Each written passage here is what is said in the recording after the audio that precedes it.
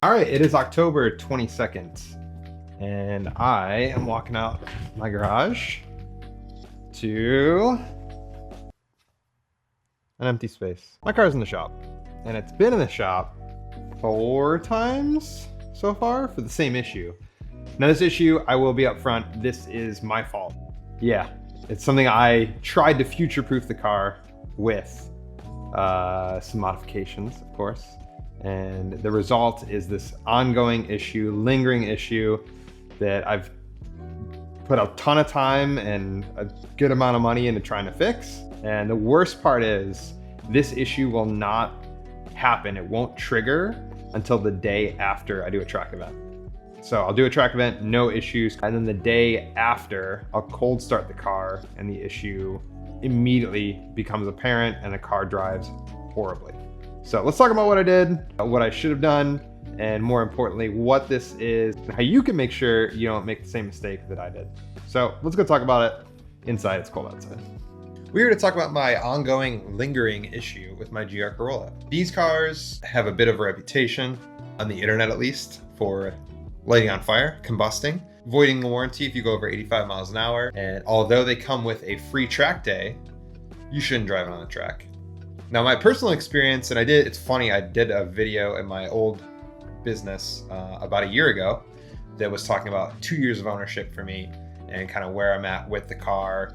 It's been great, no big issues. Of course, I modify it and we have a bit of an issue. I knew that I wanted to do more with the car. I knew I wanted to do more events, and the big issue with these is similar to the 2JZ, funny enough, is valve float seemed to be a big issue. So what I wanted to do was try to future-proof my car in order to ensure that as I added more mods, the motor was able to keep up with me and kind of put it through the paces. Now my goals for the car were really to keep it around like 300 horsepower, 350 maybe. I don't really have like big power ambitions, but I knew that I wanted to do valve springs and possibly head studs. Don't trip on my cat, don't do it. So I asked a friend of mine if they could help me with that, just because I had never done it. I've never done any internal motor work. I've done a lot of suspension, a lot of like bolt-on stuff, a lot of, just different like exhaust work, swap turbos, things like that. But as far as like opening a motor, I didn't feel super confident in my ability to kind of know what I was doing. I think for me, I'm very detail oriented, but as far as like, what are the do's and don'ts of like opening your motor and like fiddling with things, I'm not familiar with the basics. So I asked a friend to help me out. They said that they would be able to help me out with most of it. So I said, cool, let's go ahead and do this and kind of be really excited about making sure that I wasn't going to have any valve float issues or lifting the head issues as we increase boost on the car. What had happened was basically they helped me take it apart, and I was kind of left to myself to try to figure out how to do the work inside of it. Once again, I don't want to get into like the dramatics. It is what it is, but basically what happened was I tried to do the work myself. I got a little in over my head and then had the friend kind of bail me out, basically. So part of this is my fault for sure, but I was kind of relying on somebody that I trusted to be able to help me out. And I think when the time came, it was kind of, I don't know, I guess I just felt like a little bit left out in the cold. So at that point, I added an oil cooler because I know I want to do more track events. So I did the Hell Performance oil cooler on the car, and I believe that was it for mods. I don't think I did anything else from the year prior, especially the engine. Definitely just the internal motor work and then the oil cooler kit. And then took it to Watkins Glen in April of this year. Drove that event. My front mounted intercooler passenger side coupler on the intercooler side, the clamp popped off mid-session. So I was doing like a check ride with an instructor. We were going up the S's, and then all of a sudden the car just started sputtering. Engine died on the back straight and just pulled over and waited for the session to be over. And a tow truck came over. We thought we'd have to get towed, but I was able to crank the car over and get it to start up. It was still running really rough, check engine lights on, but limped it back to the pits. I wasn't sure what was going on. I was like a little bit nervous, especially after the motor work we did, but it turned out just to be the front clamp.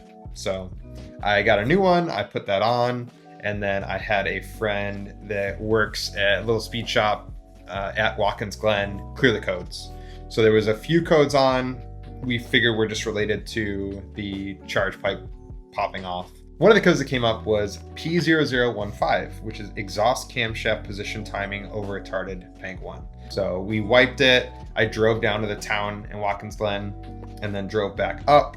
No issues. I did reach out to Graham at Boosted Performance, who also does tuning for Limit Plus One, and Drew Hackett over at Penguin Garage, and just said, hey, like, I know you guys have probably seen some different stuff before. This happened to my car, the charge pipe popped off.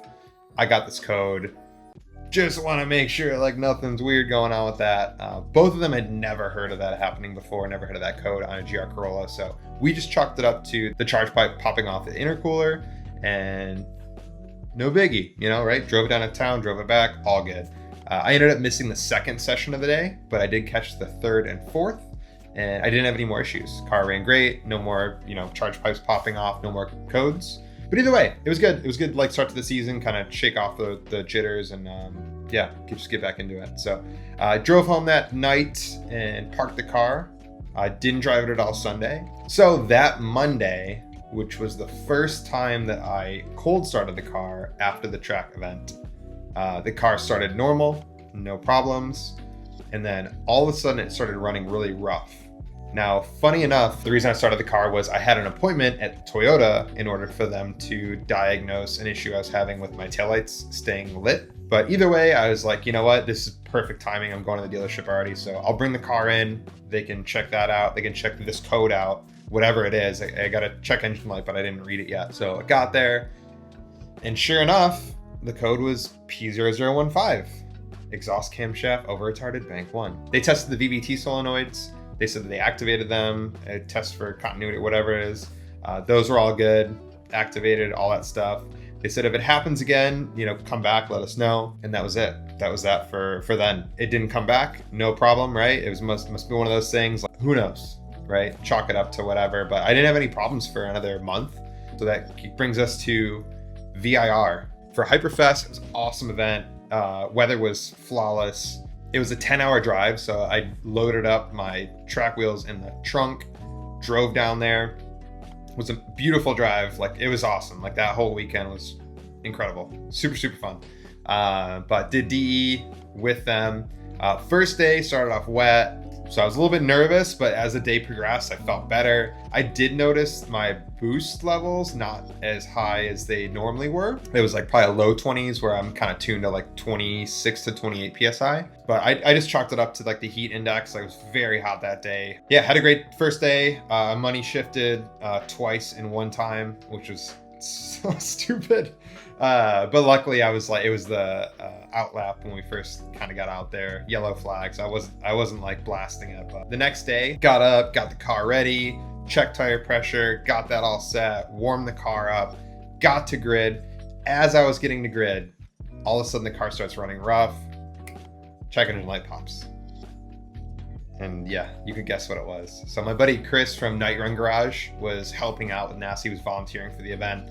So he was such a help. Chris, you're a G. I really appreciate your time that you spent on your lunch break instead of watching the F1 race on your phone, came over to help me out. But we ended up reading the code. It was the same code. And then I also got P0017, which is the crankshaft correlation to the cam gear timing. So it makes sense that one would pop on the same as P0015. But at that point, we really weren't sure what was going on with the car and if we could get it home. They ended up plugging in, deleting the code, and it went away, which is the weird part. At that point, I felt comfortable enough to drive home. Super bummed I missed the whole second day of VIR, which sucks. Like, it's such a cool and fun track, 10-hour drive to get there. It was a big bummer, like really worried about the car at that point, but it seemed to drive fine. When the code was active, it drove horribly. Idled really bad, rev hung like crazy. You'd shift gears and it would just stay whatever RPM you had until you got in the other gear. But I made it home. I stopped a few times for gas, for food. Check engine light didn't come back on. Cool, whatever. The next time I cold started it, the code came back again. So I'm starting to get like a bit more information here, right? We're starting to see like a pattern where it seems like after I drive the car really hard, the next time I start it, it has that problem. When I got the code, I would warm the car up, I would drive it, and then I would clear the code with a OBD2 scanner, and it wouldn't turn on until the next time I cold started the car. So to me, that seemed like, okay, something maybe with like the oil viscosity, the weight. When it's cold, it's obviously really thick. When it is warm, it thins out a little bit. So is there something to do with that? But it seemed like pretty reliable at that point that anytime I would cold start the car, I would get the check engine light. Once I warmed the car up, I would clear it and it would not come on. So at that point, I just started digging in. I called companies in the UK that had the GR Yaris, kind of see issues over time with those. I reached out to Charles at Lamspeed, never heard of that issue. Now, a lot of those guys do use other ECUs for tuning, whether it be Motec or Cyvex. So to me, it was like, okay, like maybe they're not getting it because of that. But even like people in the States, I call, Limit Plus One, talk to them, never heard of it. Graham at Boosted Performance, never heard of it. So it was just strange. It was like really odd to me that no one's seen this code besides me. A lot of shops I called were like, we can try stuff, like we could throw things at it, throw parts at it, throw labor at it. But that's basically what we can do. It's a new motor and no one really has seen this before. So as far as the dealership, I didn't even try to get this under warranty. I did the modifications. If it was something else, I might try to slide it through a little bit. But what I was concerned about was I'd bring it to the dealer for this issue. They would pop the valve cover off, see the valve springs, see the head studs, and then basically just charge me for everything they did, and as well as putting it back together or possibly fixing it. So that was a no-go for me. So what do? Well, Google's a great friend. And what I ended up finding was an article. What this does is basically say, if you get P0015, this is what you are going to troubleshoot to fix it. It's one of these things. If it's not one of these, then you're not getting this code.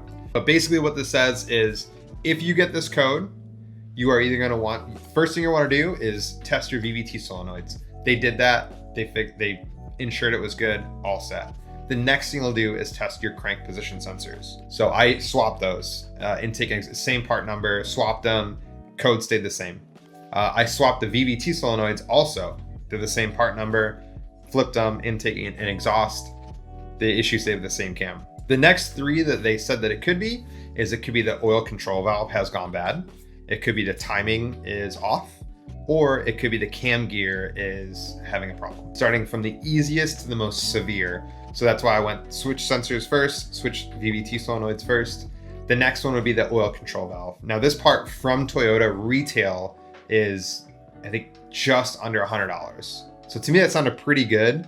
The other cool part is if you remove the VVT solenoid, you can access it right there. So it does mount to the cam gear from one of the 3 cam bolts. I did take it to a local shop.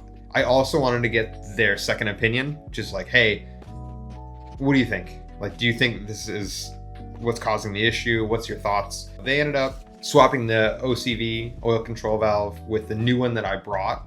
The one that came out, when they compared them, it is I have one here. Basically, this plunger here, it comes up and then goes down. And when it goes up and down, it regulates how much oil it's feeding into the cam gear in order to advance or retard the timing. Basically, this plunger is supposed to go in and out pretty freely. The one that I had in my car when I brought it to the shop was seized. It is stuck in there. It is immovable. I got a nice snap out of it. It is not moving very freely. To me, it was good to see that there was a physical issue. So if we pulled it out and it was fine, like, fuck me. But we were able to see like this is physically damaged. It's not functioning the way it's supposed to. So let's swap it out and that should fix the problem. The moment that I picked the car up, it stopped doing that. So to me, that was telltale sign it was a bad oil control valve. Why it happened, we'll talk about. But basically, yeah, it has to be that, and I'm all set to go. Or so I thought. So at that point, I picked the car up from the shop. I was driving it for probably about a month, like just normal driving conditions. I give it a rip every once in a while, but nothing crazy. And I was going to Limerock Park in Connecticut to drive. Ended up meeting Rich at GR Performance Parts there. Had a super awesome time. Definitely like one of the highlights of my summer, I would say. Is like that trip was just really fun. It was like a really kind of blow off the steam and feel good about the car, right? Like get some more trust in the car, you know, more confidence to like push the car hard. And that's really what for me is like get more comfortable, be able to kind of really maximize what the car has to offer and just have fun. Just have fun. No stress. Car's good. Let's drive. I drove the 5.5 hours there, 5.5 hours home. Caught a beautiful sunset on the way back. Just a chef's kiss weekend. Awesome. Until I cold started the car after that. And guess what I got? P0015. At that point, I contacted a local shop. What we thought at that point was there's some issue causing oil starvation. So oil from the pickup is not getting to the cam gear or oil control valve or cam because it's the farthest part away from the pickup. And then at that time also I said I would like to add a oil baffle. So I got the Lamb Speed one from GR Performance Parts for him to install as well. So he pulled the pan to do the baffle and checked in the oil pickup tube and it was just caked with RTV. So I've never heard of anyone having, I know the BRZs and the GR86 had the RTV issue where the oil pickup would get clogged or blocked and it wouldn't lubricate correctly and blown motors. I've never heard of anyone with a GR Corolla, so my only thought is when the valve springs were done, I did my best to clean the RTV off. Past that, I'm not sure, but regardless, the pickup had a lot of material, RTV material in it. So replace the pickup. Didn't even clean that thing, just replace it. New one, cheap enough, baffle, cool. Oiling should be good, just in case. Let's check the rest. He also noticed there's 2 rubber grommets that join the oil passage from the head to the valve cover. So what happens is the oil pushes up the motor and goes up the head into the valve cover, and then it oils the cam gears. He noticed that the 2 rubber donut gaskets were hard. They lost their elasticity and they just didn't seem to fit very tight. They kind of were like falling off and falling all over the place. So he said there's a lot of different things that you should replace when you do a valve cover that I wasn't aware of. And basically he said, I think this may be part of it. We should replace these. They're 60 cents or something like that. So got that all set and double check timing, new tensioner gasket, all that stuff. Put it together. Car's running great. No code. Awesome. Cool. He did an awesome job. Very thorough. He took his time, which is exactly what I told him to do. He didn't just push it out the door and got it back to me in a reasonable time frame. I drove it the day after I picked it up. I drove it to Limerock for grid life. It's like a 5.5 hour drive. Drove back home, no problems, all good. Drove it for like a month and a half. Let's go to the track. Let's really test this thing out, make sure that it's all good. So went to Toronto Motorsports Park in Canada with some friends. It's not a very high speed track. It's not, too demanding on the car. But sure enough, the next time I cold started it, P0015. So just can't win. Can't win. Every time I think it's fixed, it's not. It comes back, haunts me. So at that point, I hit the technician that did it last time. I trust the work he did. I don't think he did anything wrong. I think that it was one of those things where we saw a pretty glaring issue with oil pressure, which is the pickup and those gaskets, and he fixed it, which is exactly what the plan was. So I was happy with that. Certainly happy enough to go back and bring it back this last time. So I dropped the car off to him. The last thing that it could be, according to Toyota, is the cam gear. So how does the cam gear go bad? I'm gonna be honest, I don't know. There's moving parts into it. Obviously it's variable valve timing, so there has to be something in there that does stuff. Once he pulled the cam gear off, it was very apparent that was a problem. So you can see here in the pictures, right? The holes that are in the cam gear are what the oil control valve fits into. And it feeds the cam gear oil in order to activate it. So you can definitely tell that there's scoring there. There's definitely material missing. So what we believe at this point and I'm knocking on wood. I just want this to be done. I love this car. I love driving it. My ownership has been flawless. I have failed it. I should not have gone down this path. If you do it, bring it somewhere where they know what they're doing. Do I partially blame others? Sure as fuck do. But at the end of the day, it's me. I'm the one that chose to do this. You know, I chose when and where, and it is what it is. What we believe happened was that after the car was first assembled, the donut gaskets at the valve cover to head were not sealing correctly. What that did was not allow the oil to move through the head into the valve cover to feed the cam. There was a leak in those gaskets, a leak caused by those gaskets not being elastic. That didn't feed the correct amount of oil to the cam gear itself or the oil control valve, which caused it to score. And then once we replaced the oil control valve, because the cam was all chewed up, the donut gaskets were not replaced yet. It just did the same thing over and over. So yeah, we have the baffle, new pickup, no blockage in there. We have the new donut gaskets at the valve cover. That's feeding the correct amount of oil to that area. We are replacing the exhaust cam, so that'll be fresh and new. And we're replacing the oil control valve because the one that was on there, maybe it's damaged, maybe it's good enough. I'm not gonna take chances for $100 for a new oil control valve, so that's getting replaced as well. So at this point, fucking what else could it be? What else could it be? You tell me, because I'm out of answers. That's what's going on. How this might affect you in the future, I hope it doesn't, but who knows, is the exhaust cam that he ordered from Toyota is a different design. So comparing it to the one that I have in there, he said there are some changes to it. They did a revision. I'm not sure why. I doubt that, once again, no one else has had this issue that I've talked to, and I hope that this isn't something widespread, but hopefully that fixes it for me. And hopefully all these other issues go away as well. The motor seems fine. The motor seems okay. I do want to give a huge shout out to everyone that helped me through this. So Chris at Night Run Garage, Graham at Boosted Performance, thank you. You didn't even tune my car, but you helped me out. I really appreciate that. Rich at GR Performance Parts, Charles Lamb Speed, appreciate taking my call, and Kidani for working on the car. You are very dedicated to your craft. I really appreciate you. So what do I do from here? I'm hoping to have the car back before this weekend. This weekend is the last event at Watkins Glen, and I would love to drive it, but we'll see. I don't want to push him to finish the car any sooner. I want him to take his time. I want a long-term fix, but it would be pretty nice to drive the car on the track one last time. Also to make sure that the issue is resolved, because this only seems to pop up after a track day when you like really push the car and heat it up. But yeah, if you have any other weird issues with your GR Corolla, I'd love to hear about it and share with the community. So thank you guys for watching. There's a lot of talking, my bad.